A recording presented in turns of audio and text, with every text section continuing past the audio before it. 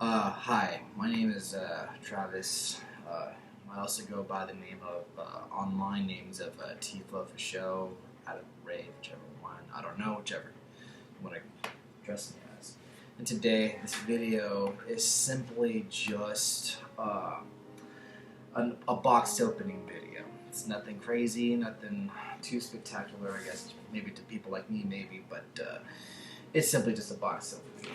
So, without further ado, this just came in just right now. Kind of waited until like 3 in the afternoon to finally get it. So, today's the release date for this game. Basically, this is Nintendo's very first release of the very first Fire Emblem game. Fire Emblem's Shadow Dragon and the Blade of Light, which was first released in Japan in 1990. We never got it. It's the 30th anniversary for this game. And so it's the very first time we've actually got this game localized here in the States. The very first time we've actually received this game, we got this game was back in 2003 with the second Game Boy Advance installment. Over here it was called Fire Emblem. In Japan it's the 7th installment called the Blazing Blade, or Blazing Sword, whichever one you call it.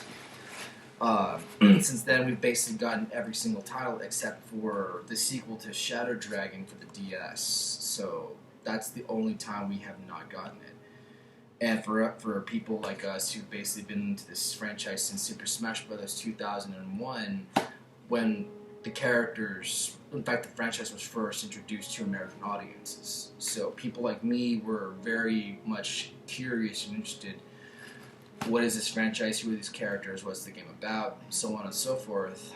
And so at the time, the first 5/6 games were available back then. All of them, basically, 2 of them being for the NES and the other for being the Super NES.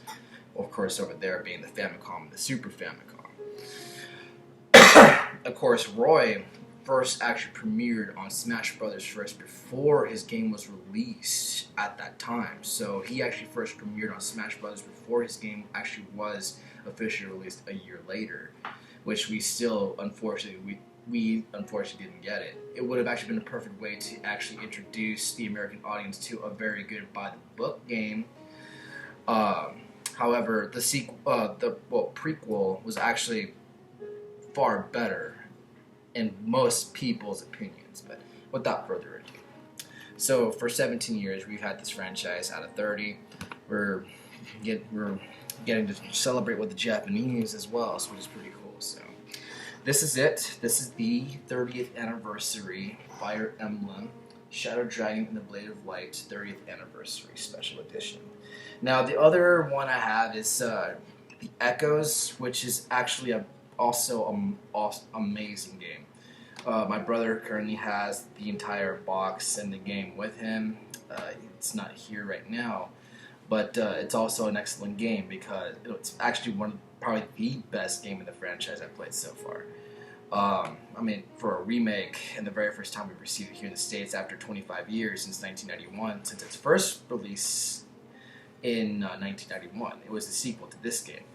There it was called Fire Emblem Gaiden, but also for the NES. Plays exactly the same. The only difference is it's just basically polished up. Anywho, so this is the box. Beautiful illustrations, everything.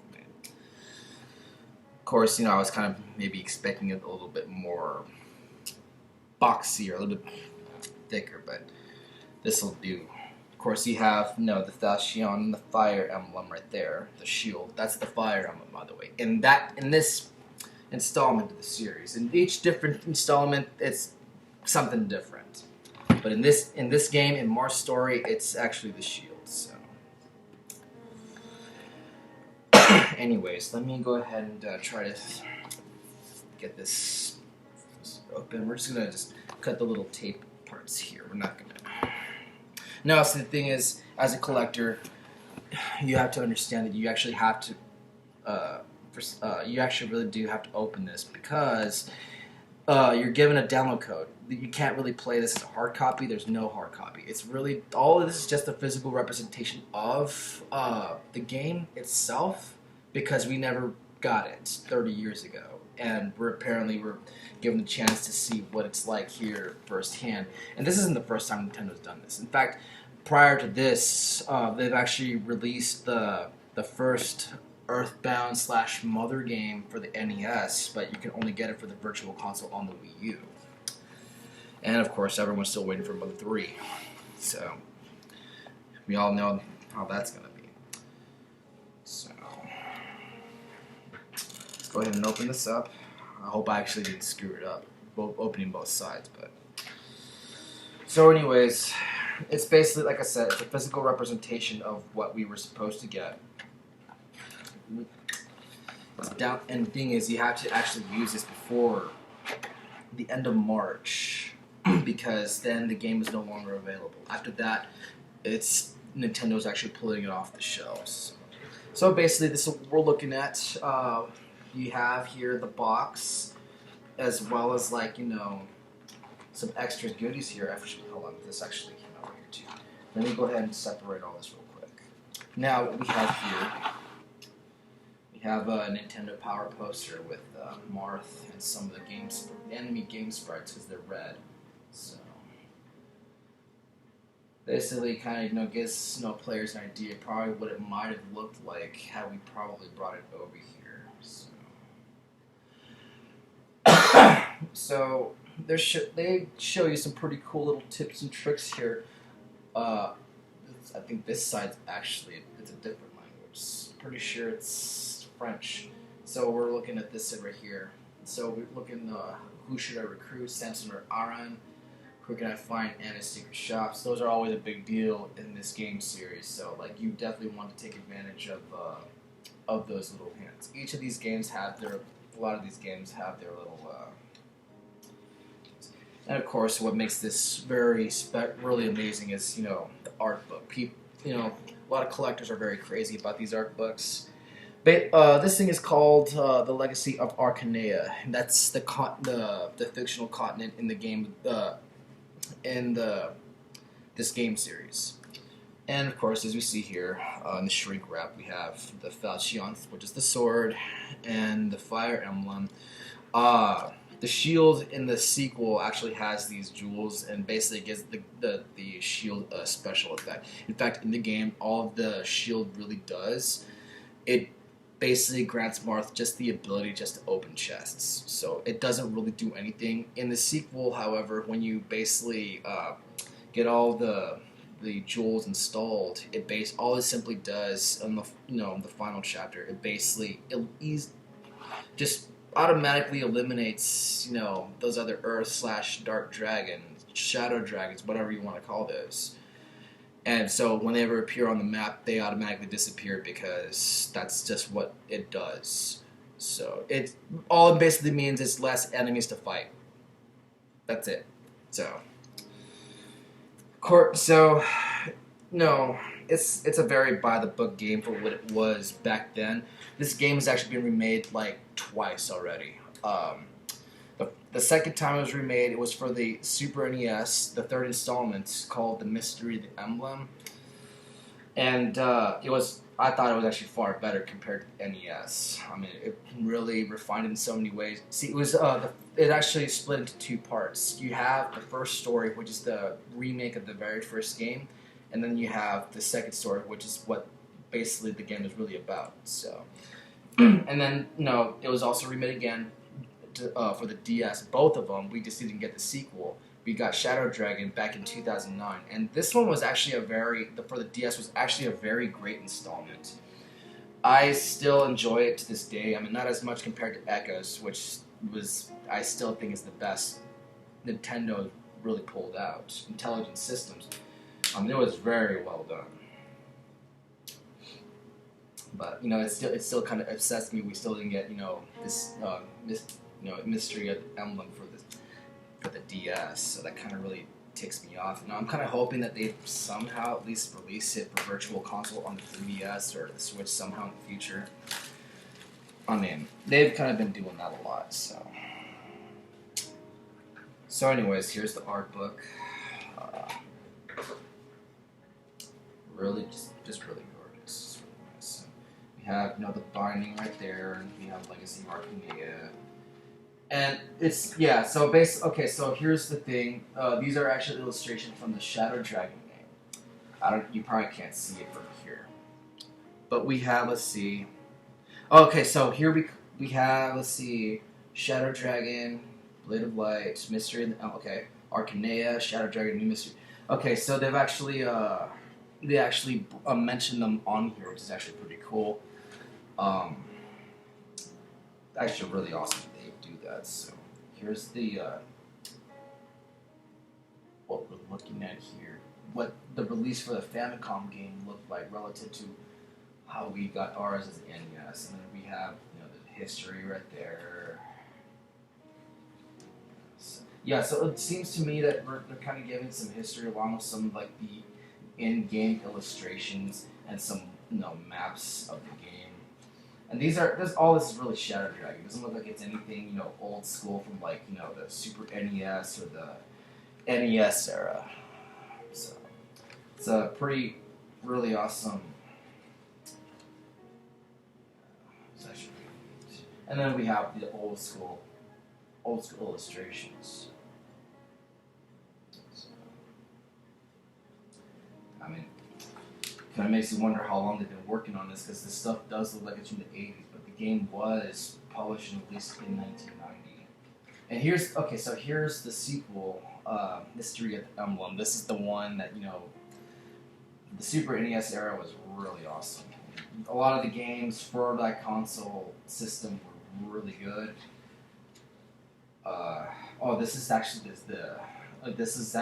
This was hardly ever touched up upon. It's that special edition.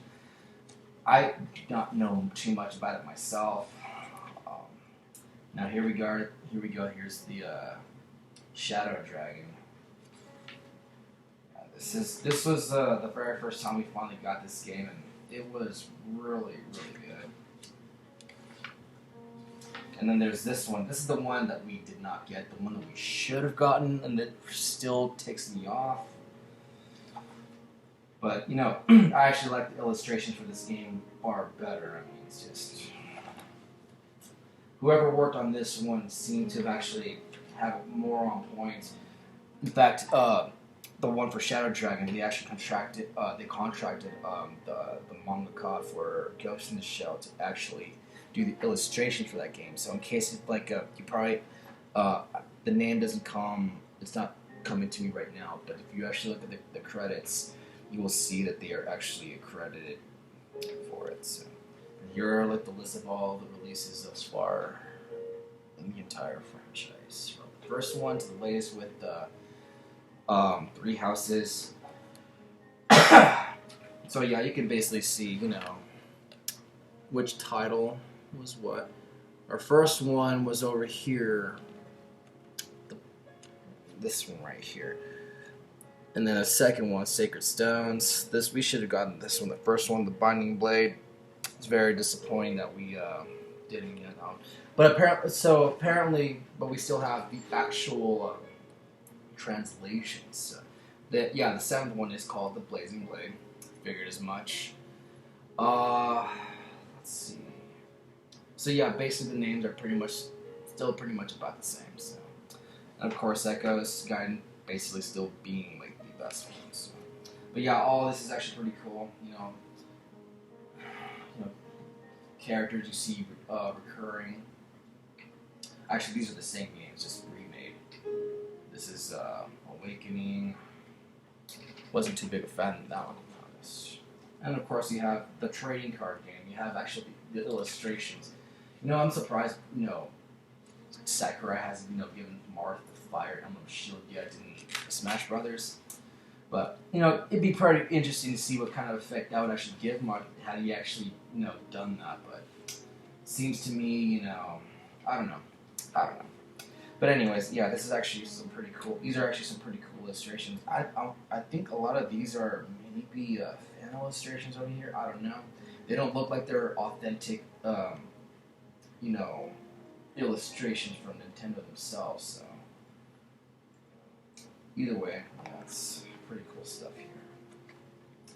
Anywho, so with that, yeah, a lot of them really do look like fan art. I wonder if they really are. I'll have to look into it because I mean they're very excellent illustrations. I mean you can tell it's not from the same artists. I mean, these are very extremely distinguished. Sorry, it's a lot of D words there. It's different styles. There we go. We'll just go with that. So yeah, this game they've actually gotten some pretty cool shit here. So sorry for the language. Try not to be too word with that. So anyways, yeah, that's just a collection of, a lot of, it's actually pretty cool. It's got some pretty awesome retro 90s stuff in here. It would have been pretty cool had we gotten that, but we'll see what Nintendo's plans are. Nintendo of America's future is about that. We don't know, depending on the sales, how this thing does. We'll see. But of course, now we'll get on to the real deal here. The moment of truth. Now, this here is kind of like, like a mock physical representation of how we would have gotten the game. Now, this is pretty much what we would have gotten. It's pretty much very similar to that of the Japanese release. Sorry, I had to mess with the keyboard there. And, it's pretty awesome. For something that came out 30 years later, it really looks amazing. Yeah, so we have this little bit right here, and it's just really amazing. So now we're just gonna open this bad boy up here, and we're gonna get to looking at this stuff right here. I'll try to be careful because I don't want to break this thing. This thing, it's kind of a little sensitive, so hopefully I don't end up nicking it in some form or way. Yeah, there we go. I ended up having to make a little crease there, but that's fine. That's absolutely okay. I mean, the thing is, realistically speaking, you kind of end up using it because if you don't end up using the download code for this, basically it's useless. You probably can't even download it, buy it no more from there on. So, if you plan on getting this, best believe if you have a Switch or whatever, use it and try to get it. Because, like I said, Nintendo will be taking it off the market come the end of March. So that's all we have in here. So the rest is just this little cardboard box, just a little stuff. Yeah, that's all it is. So here's what we got: the quote-unquote cartridge and this other stuff. So here's this is the game download. You need this to download the game. Of course, you got the map and the instruction booklet. And of course, as a gamer, if you like to buy, the complete set of a game with the box, and the manual, and the disc, and everything, or whatever it is, cartridge, whatever. Today we do not have hard copy manuals. It's all downloadable now. This is actually kind of pretty cool that they still do something as old school as this. And a lot of players like me, I'm very much in the belief that if you actually read a manual and try to understand what the game's about before you play, your gameplay will be way. But I think it's kind of common sense. Not a lot of people know that. Most people tend to actually jump to a game, wait for the tutorials to kind of teach them. But it's whatever. So we have the map. This is like the old school version. This is like the whole map of Arcanea here. Yeah. You have the Dolur Empire, Arcanea, Altea, Talus, all the places you have to go through. And I think all of these here are actually the enemies for each map. Turns out there's probably, there's 25 maps. Goes all the way to Medeus, and you have people like Michaelis, Canis, and, Garneth, of course, yeah. Garneth. Zemsa, I don't even know who that is. I don't even remember that.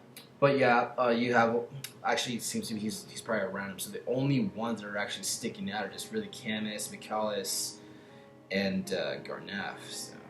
Because back then, like a lot of the boss portraits pretty much look the same because, there was really not a lot of call to, a lot of distinguishability and stuff like that.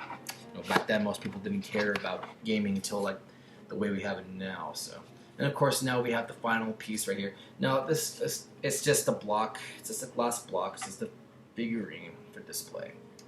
And all it simply is just it's a physical representation of what it would have been had we had it for the NES cartridge. Like it's just glass. There's no motherboard. There's nothing. It's just a physical representation of what it is. That's all it is. It's just a collector's piece. So I mean, like I said, physical representation. That's as close as you can get to a hard copy for this game. There's no Switch cartridge. I don't know why they didn't do that. But anywho, so with that being said, we'll just take a quick look at the game manual before I. Now, of course, it talks about the history of what's going on right here, which is pretty cool. So you're introduced into the game. Also, gameplay mechanics. The different colors and stuff like that. The different sides. Being red and blue. Eventually, later there's green for neutral or stuff like that. And then it goes over different combat schematics, how to play and stuff like that. Map menu. And so on and so forth. So it kind of becomes... Now, the thing about this game, it's very, very old school. Very old school. And they're also trying to give you hints as to how to beat the first map alone. The thing about this game, you have to also understand that, it does not have the weapon triangle, which was not first introduced until the first Game Boy Advance game, which was the 6-1. And from there on, the game series has basically had that. Of course, Echo / Gaiden remake basically didn't have that. So, and of course, the support features also. So basically, this is a very stripped down, old school NES version of this. I mean, like the Super NES one, the DS one, obviously a little bit better. But this is basically stripped down to the basic bare bones and minimum of what the game was basically all about, pretty much. So that's kind of the only thing about this game. Like I said, we're talking 1990 old school, and of course you have your different classes in the game. Now the thing about this game also is that we do not really have a lot of class promoted classes, like berserkers and warriors. Like you only had the fighters and the pirates. So that's the thing about this game. It lacked a lot of structure. And of course, you have like character profiles of who you come across, who you can recruit, so on.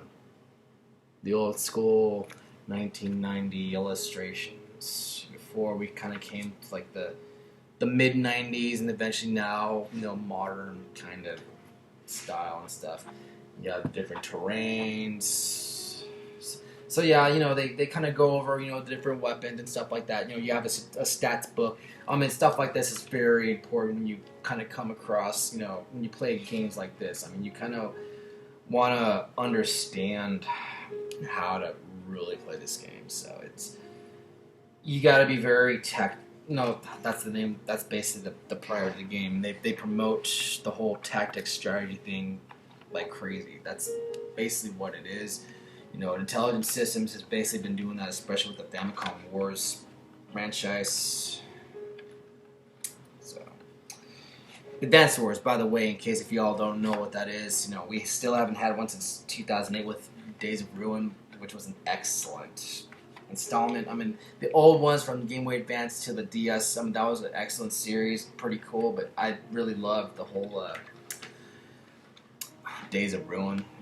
I really liked it. So hopefully Intelligent Systems might try to put something out with them, and hopefully Nintendo of America brings games 2 through 6 over here somehow, some way. So with that being said, I just want to thank you for coming around, watching this, as I try to put this away somehow, and I get this installed in my Switch. So thanks for watching. Thanks for all that other stuff. If you've got anything to say, leave a comment, whatever. So thanks a lot.